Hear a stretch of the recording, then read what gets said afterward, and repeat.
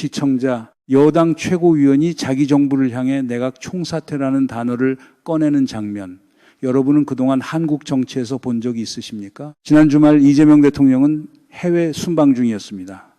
같은 시각 정청래 당대표가 직접 임명한 지명직 최고위원 박교안 의원이 본인의 SNS에 한 줄을 올립니다. 글 4번째 줄에 정확하게 이렇게 적혀 있었어요. 그게 사실이라면 당대표 사퇴만이 아니라 내각 총사퇴까지 해야 할 일 아니냐. 비유라고 칩시다. 그래도 이 단어, 내각 총사퇴라는 단어가 여당 최고위원의 입에서 자기 정부를 향해 나온 사례, 저는 한국 정치를 들여다본 지 꽤 됐는데 비슷한 기억이 없습니다. 여당 의원이 야당의 언어로 자기 정부의 말을 거는 풍경, 이건 그동안 우리가 알고 있던 한국 정당 정치의 문법이 아닙니다. 박 의원은 정말 본인의 글이 어디까지 갈지 계산하고 쓴 걸까요? 그리고 더 본질적으로 왜 하필 대통령이 해외에 나가 있는 그 시점에 이런 단어가 튀어나오고 있는 걸까요?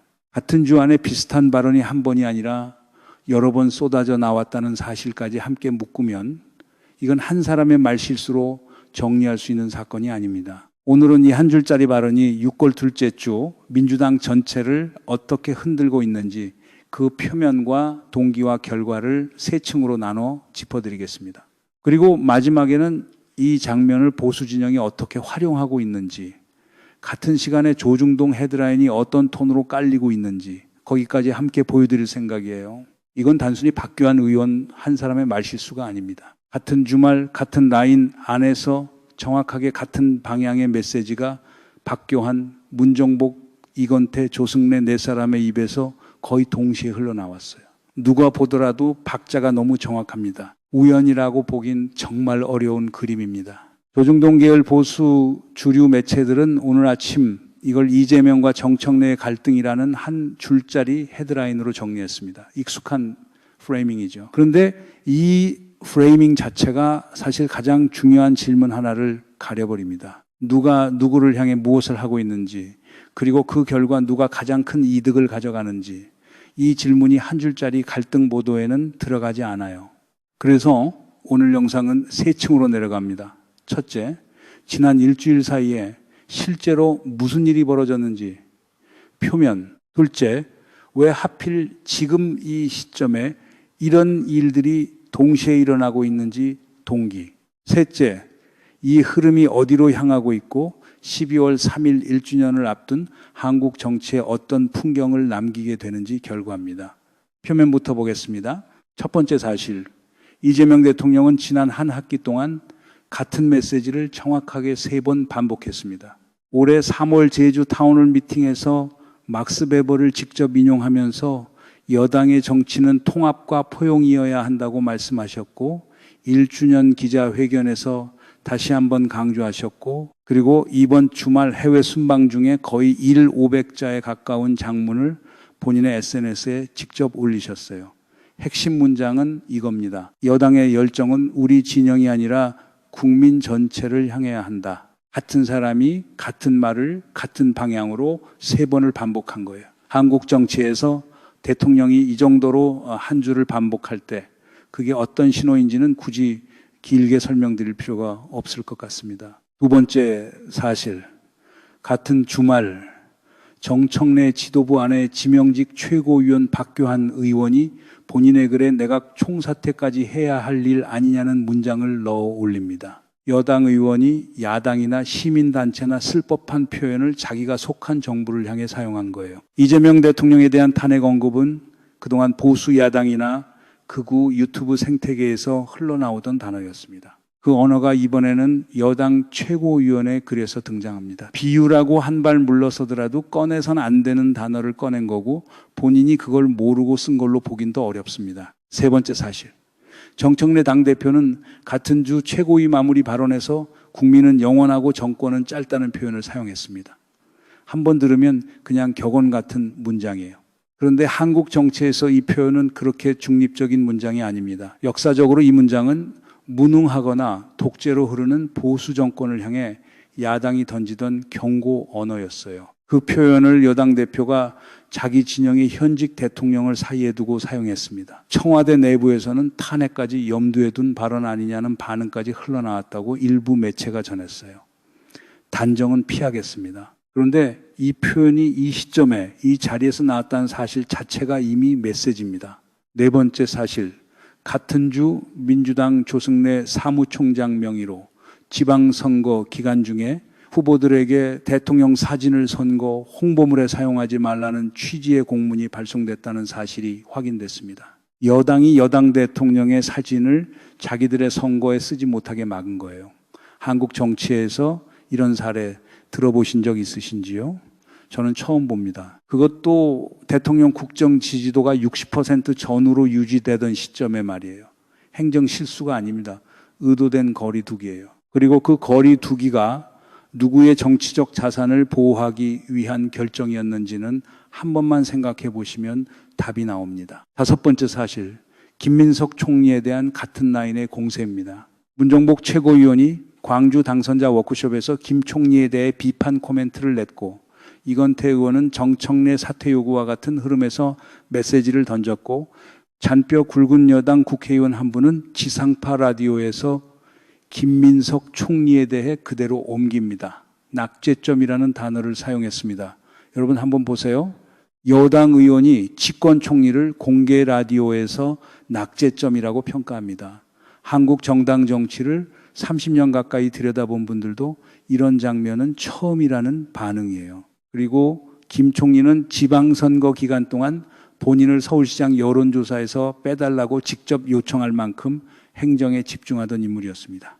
여섯 번째 사실, 이재명 대통령은 이번 해외 순방 출국에 앞서 진행된 공항 환송 행사에 정청래 당대표와 한병도 원내대표를 부르지 않았습니다. 한국 정치에서 의전은 메시지입니다. 누구를 부르고 누구를 부르지 않느냐가 그날 정치적 거리의 좌표를 그대로 드러냅니다.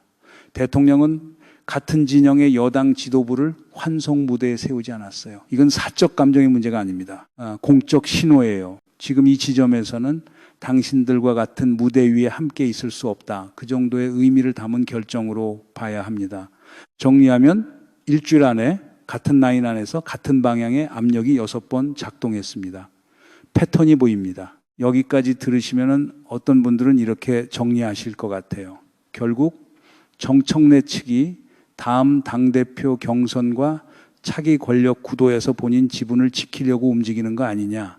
그냥 당내 권력 경쟁 아니냐. 일리 있는 해석입니다. 표면만 보면 그렇게 보이는 게 자연스러워요. 그런데 이 해석은 한 가지를 놓치고 있습니다. 시점입니다. 박교안 의원의 글, 문정복 최고위원의 비판, 이건태 의원의 사퇴 요구, 조승래 사무총장의 김민석 총리 시사 발언, 이게 전부 대통령이 해외 순방 중일 때 집중적으로 쏟아져 나왔습니다. 순방 중인 대통령은 즉시 반응할 수 없어요. 청와대 메시지 팀의 대응 속도도 평소보다 느려질 수밖에 없습니다. 그 빈 공간을 정확하게 노리고 들어온 박자예요. 같은 메시지를 같은 방향으로 같은 시점에 4명이 동시에, 아니 이 정도의 박자가 우연이라고 보긴 정말 어렵습니다. 박자가 이 정도면 합주예요. 누군가 손을 흔들지 않으면 이 정도로 정확하게 맞아 들어갈 수가 없습니다. 그리고 여기에 하나가 더 붙습니다. 같은 시기에 김어준 씨 본인이 뉴스공장 복귀 첫 방송에서 갑자기 조국 혁신당과의 합당 의제를 다시 꺼내 들었어요. 또 우연일까요? 골대를 옮기는 행위입니다. 책임의 골대에서 합당의 골대로. 자, 그러면 동기로 한층 더 내려가 보겠습니다. 3개의 축으로 풀어드릴 거예요. 첫 번째 축, 정청래 측이 같은 시기에 들고 나온 이른바 당원 주권 강화 3대 의제입니다. 보안수 사건 폐지, 1인 1표제, 의원총회 공개, 표면적으로는 당원의 권리를 강화한다는 명분으로 묶여 있어요. 그런데 한 단계만 들어가서 보면 이 세 의제는 모두 결과적으로 같은 방향을 가리킵니다. 당대표와 당권파의 통제력이 강화되는 방향이에요. 1인 1표제는 강성 지지층을 동원하기 좋은 구조이고 의원총회 공개는 일반 의원들이 본인의 의견을 자유롭게 내기 더 어려워지는 압박 장치로 작동합니다. 그리고 이 의제들이 던져진 시점을 한번 보세요. 임기가 거의 다해가는 당대표가 대통령이 해외에 나가 있는 시점에 굳이 지금 이 세 가지를 한 번에 꺼내야 할 정치적 필요가 무엇이었을까요? 질문을 한번 바꿔보겠습니다. 누구를 위한 강화일까요? 당원을 위한 걸까요? 본인을 위한 걸까요? 이 질문 하나만 따라가도 의제의 진짜 좌표가 보입니다. 두 번째 축, 김민석 총리를 향한 공세입니다. 표면 프레이밍은 지방선거 평가 또는 정부 인사들의 영향평가입니다. 듣기에 합리적인 평가 절차로 들려요. 그런데 한 단계 들어가서 보면 이상한 점이 보입니다. 김 총리는 지방선거에 직접 개입하지 않았어요. 본인을 서울시장 여론조사에서 빼달라고 직접 요청한 사람입니다. 행정 업무에 집중하던 인물이고 언론 플레이를 통한 정치적 행보를 한 기억도 거의 없습니다. 그런데 왜 표적이 됐을까요? 답은 어렵지 않습니다. 차기 당권 그리고 그 다음 대권 구도에서 친명 라인의 행정 인물이기 때문이에요. 그리고 평가의 비대칭성을 한번 보세요. 정작 당 차원에서 책임을 따져야 할 항목들, 평택 공천 문제, 울산 남구 전태진 변호사 공천 논란, 정청래 당대표, 본인의 이른바 오빠 논란, 이런 건 누가 평가하고 있나요? 책임을 묻는다는 행위가 결국 자기 책임을 회피하는 수단으로 쓰이고 있는 거예요. 부메랑입니다. 세 번째 축, 김어준 씨가 던진 조국 혁신당과의 합당 카드입니다. 최민희 의원이 같은 흐름에서 한 발언이 있어요. 이번 당대표 선거 출마자가 혁신당 합당을 의제로 던지느냐 여부에 당선이 달려있다. 합당이 갑자기 차기 당대표 경선의 결정적 카드로 부상한 거예요. 그런데 보세요. 지난 지방선거의 패배 원인을 합당의 부재에서 찾는 논리, 산술적으로 맞지 않습니다. 정확하게는 일부 지역의 후보 단일화 문제이지 당 자체의 합당 문제가 아닙니다. 게다가 이재명 대통령이 1주년부터 일관되게 말해온 게 중도 포용과 외연 확장이에요. 합당은 정반대 방향입니다. 핵심 지지층을 응축시키는 방향이지 중도를 끌어들이는 방향이 아닙니다. 수학 점수가 안 나오는데 자꾸 미술학원에 다녀야 한다고 우기는 그림이에요. 그리고 사실은 수학을 풀고 싶지 않은 겁니다. 미술학원이 더 편하니까. 그리고 한국 정치사에서 합당이라는 단어는 보통 어떤 맥락에서 등장했는지 한번 짚어볼게요. 합당은 거의 예외 없이 큰 선거를 앞두고 양쪽 모두가 부족한 자리를 채우기 위해 협상 가능한 시점에 추진됐습니다. 가까운 사례로는 안철수 전 의원이 정치에 처음 등장했을 때 김한길 당시 대표가 합당을 결단했던 장면이 있어요. 그 정도의 인지도와 신선함이 있을 때 의미가 있는 게 합당입니다. 선거가 없는 시기에 그것도 양쪽 다 평가가 진행 중인 시점에 갑자기 합당이라는 단어가 정치권의 의제로 부상하는 건 극히 이례적이에요. 무엇을 덮으려는 시도인지부터 의심해 봐야 합니다. 정리하면 책임을 묻겠다며 시작한 움직임이 책임의 골대를 옮기는 행위가 되었고 결국 본인 권력 보호 장치로 귀결되고 있습니다. 막스 베버의 표현을 빌리면 이건 신념 윤리의 정치가 책임 윤리의 정치를 공격하는 구조예요. 한 단계 더 들어가 보겠습니다. 12.3 비상계엄을 막아낸 정치 동력이 정확히 1년이 지난 지금 그 동력을 만들어낸 진영 내부에서 흩어지고 있어요. 외부의 적은 잠시 물러섰는데 내부의 적은 새로 들어서고 있는 거예요. 이재명 대통령이 올해 3월부터 일관되게 끌어쓴 사상가가 있습니다. 막스 베버. 그분의 핵심은 사실 한 문장으로 줄어들어요. 정치인은 자기 신념으로 대중을 실험해서는 안 된다. 결과에 대한 책임이 정치의 본질이다. 이 한 문장이 왜 이재명 대통령의 글과 발언에서 반복되고 있을까요? 한 번만 따라가시면 같은 자리에서 같은 답이 나옵니다. 다 된 밥상에 우리 진영이 직접 소금을 뿌리고 있는 풍경, 이걸 누가 가장 즐겁게 바라보고 있을지는 따로 설명드리지 않겠습니다. 그리고 한 가지 더. 오늘 아침 박교안 최고위원의 글에 대해 정청래 당대표는 침묵을 선택했습니다. 본인이 직접 임명한 지명직 최고위원이 본인이 속한 정부를 향해 내각 총사퇴라는 단어를 꺼냈는데 당대표가 한마디도 하지 않은 거예요. 여기서 침묵은 그냥 침묵이 아닙니다. 정치적 선택입니다. 그 선택이 무엇을 의미하는지는 굳이 길게 해석할 필요가 없을 것 같아요. 그래서 묻습니다. 한국 정치에서 책임이라는 단어가 지금 어디에 가 있나요? 야당의 입에 있는 게 아닙니다. 시민단체의 성명서에 있는 것도 아니에요. 책임이라는 단어를 가장 일관되게 쥐고 있는 사람이 지금 한국에서는 청와대에 있습니다. 그리고 그 사람이 같은 단어를 3번 반복해야 했다는 사실 자체가 이 시기 한국 여당의 풍경을 압축적으로 보여주는 장면이에요. 이제 마지막 층입니다. 결과로 내려가 볼게요. 오늘 아침 조선일보, 중앙일보, 동아일보의 정치면 헤드라인을 한번 살펴보세요. 이재명, 정청래 갈등 같은 한 줄이 깔려 있습니다. 익숙한 프레이밍이에요. 그런데 잠시만요. 같은 매체들이 12.3 비상계엄 책임 규명에는 어떤 톤으로 임했는지 비교해 보시면 같은 매체 맞나 싶을 정도로 온도가 다릅니다. 한쪽은 한 줄짜리 갈등 보도, 다른 쪽은 거의 침묵에 가까운 다루기. 그 차이가 프레이밍의 정치성을 그대로 드러냅니다. 두 번째, 12.3 책임 규명은 지금도 진행 중이에요. 친윤 잔존 세력과 국민의힘 강경파 입장에서는 여당 내분이 사실상 최고의 선물입니다. 여당이 내부 정리에 묶여 있는 동안 책임 규명 절차는 어디로 가고 있을까요? 지난 한 주 동안 계엄 관련 의제가 매체에서 어떻게 다뤄졌는지 한번 확인해 보세요. 무게가 분산됐어요. 이게 정확히 누구를 위한 결과일지 한번 생각해 볼 시점입니다. 세 번째, 대통령 국정 지지도는 60% 전후를 유지하다가 지금 조금씩 내려가고 있습니다. 같은 시기 민주당 정당 지지도는 대통령 지지도를 따라가지 못하고 있어요. 이재명이라는 정치인에게 표를 줘서 대통령까지 만들어준 중도 무당층, 이분들의 시선에서 지금 여당의 풍경이 어떻게 보일지 한 번만 상상해 보세요. 1년 동안 잘하고 있다고 본 대통령을 두고 여당이 자기 안에서 칼을 빼드는 그림. 질려서 빠지지 않을 사람이 얼마나 있을까요? 여기에 또 하나 신호가 있어요. 같은 시기 민주당이 지은 대변인은 대통령의 당무 개입설을 마치 사실인 것처럼 전제한 듯한 발언을 공식 채널에서 내놓았다는 지적이 이어졌습니다. 헌법상 대통령은 당무에 직접 개입하지 않습니다. 그게 한국 정치의 기본 문법이에요. 그런데 여당 대변인의 입에서 그 기본 문법을 흔드는 듯한 발언이 공식 채널에 올라왔다는 건 이것도 박규환 의원의 글과 같은 라인 위에 있는 신호로 봐야 합니다. 한 사람의 실수가 아니에요. 시스템적 신호입니다. 네 번째, 12월 3일까지 약 5달이 남았습니다.